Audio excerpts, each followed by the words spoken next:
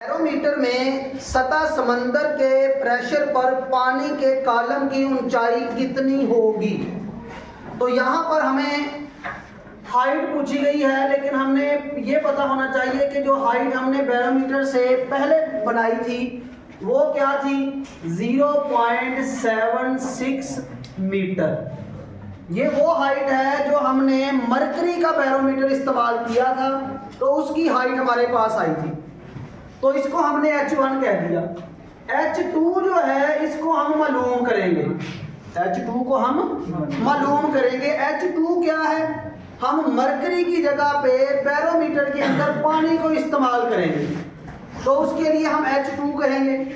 तो डेंसिटी जो दे दी है हमें, यहाँ पर जो तरतीब उसी को इस्तेमाल करेंगे। डेंसिटी हमें ρ1 दे दी है, पानी के लिए कितनी है, 1000 किलोग्राम पर मीटर क्यूब। और डेंसिटी जो 2 दे दी है हमें, मरकरी की डेंसिटी वो दे दी है 13.6 मल्टीप्लाई 10⁻³ किलोग्राम पर मीटर क्यूब। अब हाइट हमने मालूम करनी है जब हमने बैरोमीटर में पानी इस्तेमाल करना है। जब मरकरी इस्तेमाल करते हैं तो उस वक्त जो हाइट हमें मिलती है वो ये मिलती है। तो यहाँ पर आपने एक फॉर्मूला याद कर लेना है, उस फार्मूले को हम यहाँ इस्तेमाल करेंगे।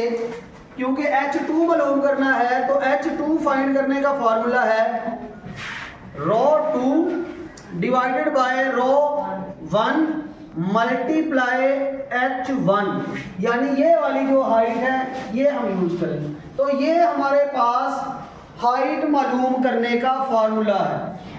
तो यहाँ पर आपने जस्ट वैल्यू पुट करनी है, आपके पास आंसर आ जाएगा।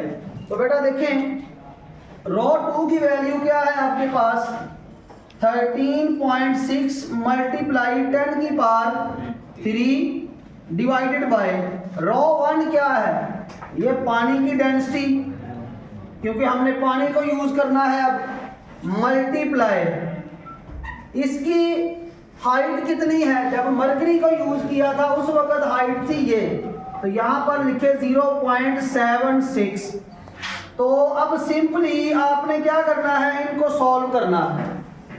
जब इसको आप सॉल्व करेंगे तो हमारे पास देखिए ये 10⁻³ और ये 1000, ये सारा ही आपस में कैंसिल हो जाएगा।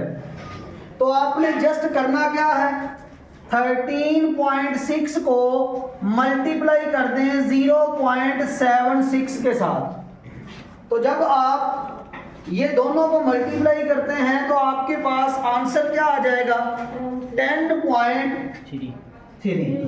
तो ये 10.33 है, उसे हम 10.3 लिख लेते हैं। तो ये मीटर, इसका मतलब अगर हम मरकरी का बैरोमीटर बनाते हैं तो उसके लिए जो हाइट है वो 0.76 मीटर है।